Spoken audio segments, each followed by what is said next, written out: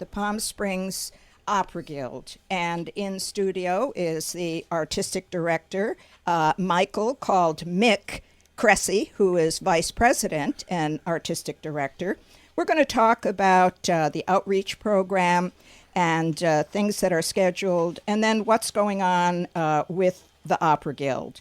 And I want you to stay tuned after this first segment, because then we're going to have Ron Salona on with Coachella Valley Repertory Theater that has some exciting news for you people that I'm sure you haven't heard about it yet. So there's a lot of excitement in studio now, and I want to welcome Mick Cressey. Mick, nice to have you. Hello, Jacqueline. Nice to be here. Thank you for inviting me. You're very, very welcome, and we're excited to hear about the Palm Springs Opera Guild.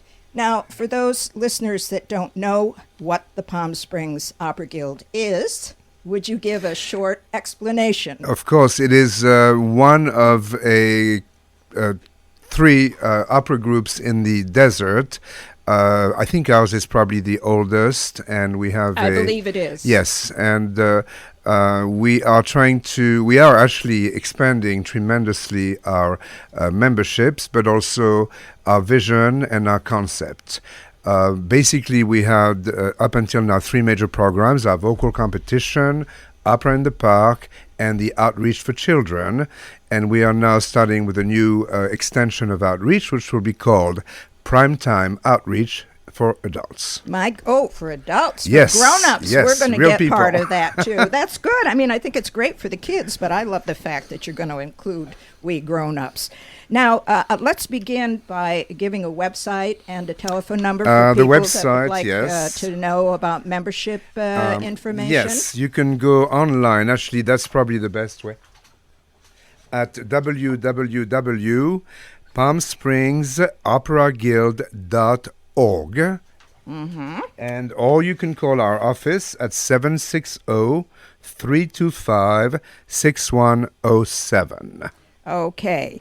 Why don't we start first by just mentioning briefly the successful Opera in the Park that you had not so long ago. I seem to miss it every year for some reason. I'm bound and determined next year I'm going to get there. I hope you have a good reason to miss it. A very good reason, believe me. You're otherwise, excused. I would be there. In trouble. I'm a big supporter of the Opera Guild. So talk a little bit about that. How many thousands of people did you have there? I think we've guesstimated around 5,000 people. Yes. I think one of the reasons why it's so successful and popular is because we present a combination of what we call opera chestnuts and a little bit of musical theater as well. And I think the most important factor, as far as we're concerned, is we are striving for the absolute best musical quality we can get. And under my recent leadership, as far as artistic direction, it is, I think, the most important factor we have, which is always strive for the best possible singers. We have a fantastic selection system in Los Angeles through both USC and UCLA. These are graduate students. Technically, they cannot be professionals yet, so we get them just at this junction. We select them through our vocal competition every year in December, and then they become part of our team for the year and following years as well. So we have great singers. We really have singers that are going on to the Metropolitan Opera. One of our alumni from last year just won the Metropolitan National Audition. Isn't that wonderful? Isn't that great? Who was it? Joseph Kim. Oh, yes, I know Joseph Kim. And we also have one of our great graduates,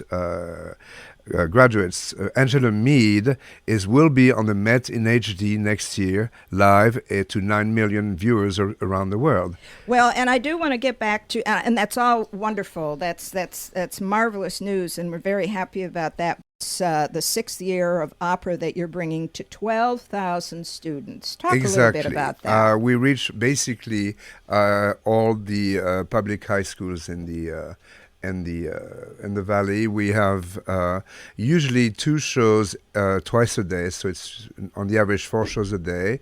We have we call it the Joy Van, which carries our singers and piano player throughout the schools. It's a very good system. The kids range in age from, I guess, 5 or 6 years old all the way to 17.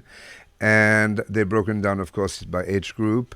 It's fantastic. I mean, you would, just to see the little ones, the ones that are 5 and 6 years old, really connect to an opera aria, which they sometimes hear at home, but not too often. Yes. Sometimes because of the language Italian, it sounds a little bit familiar. Yes. All these things, and I think we are so thrilled because after 6 years, we know that some people, some of the kids who were young kids 6 years ago, have already chosen now to specialize in vocal studies, which is fantastic. Isn't that wonderful? It's wonderful. And you've opened up their eyes to what it's all about. And this year, my material says that this year's program consists of 3 separate classroom levels, K to 3, then 4 to 7, and 8 to 12. And each group has their own name. K to 3 is called Opera Power. I love that. You want to talk a little bit about what that is, and then we'll go on to the second group called Opera Assemblies, and then Absolutely. the third group is Opera Talk. Well, because the program is run by Andy Eisenman, I really only was there last year as a spectator, as a viewer. So I put myself in the mind of the kids. In Opera Power, you have 5 singers, each wearing a T-shirt with the letter O, P, E, R. Hey. I love it. And you can imagine the permutations, and letters are missing. Oh my God, where's the soprano? Is she P or is she R? And then they learn, to associate the face and the of course, the gender to the type of voice. And they sing along. They sing along. Isn't And then, that of course, fun? one of the highlights is when Jacqueline starts singing the beautiful aria A mio babino caro. yes. And she will take a little kid and Yes. sing to him.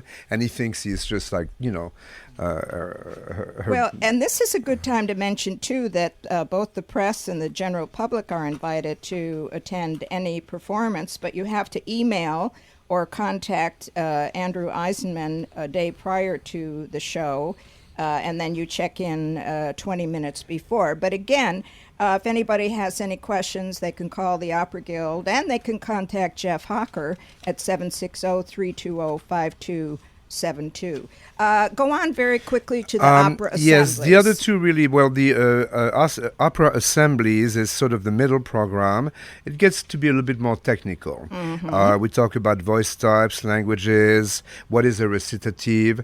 We still try to be funny and entertaining and not just pedantic and boring. Sure.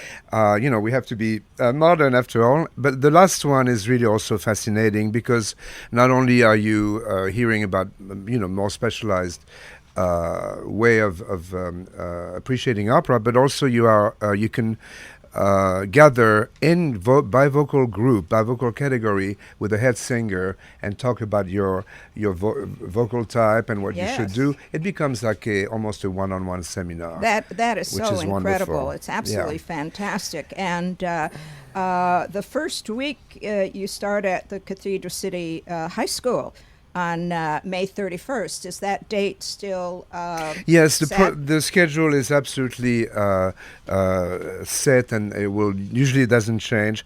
I would like to, however, mention that in the middle of all this, we decided to insert our first primetime outreach program for adults. Yes. Is that okay? So we decided that because we had the singers and the pianists right here for 2 weeks. And as you know, you said yourself, they have careers, they're busy, they travel, they sing all over the country and the universe. It's a very special time to have all 5 of them. Yes. So we decided to do a very special program for which we received funding from the Augustine Foundation in New York to help celebrate diversity among musicians and opera composers. And we decided to this time develop a story on Jewish composers in the Opera House, their challenges and triumphs. We did start with Opera in the Park. We had a Leonard Bernstein section, a tribute to Leonard Bernstein.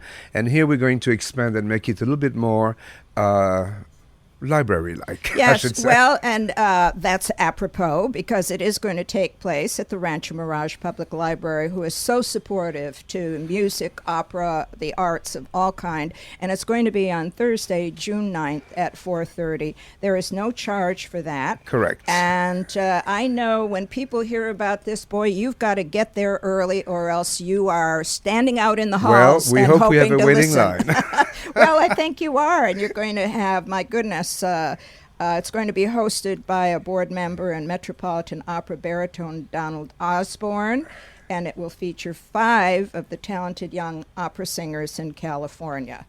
So that is absolutely incredible.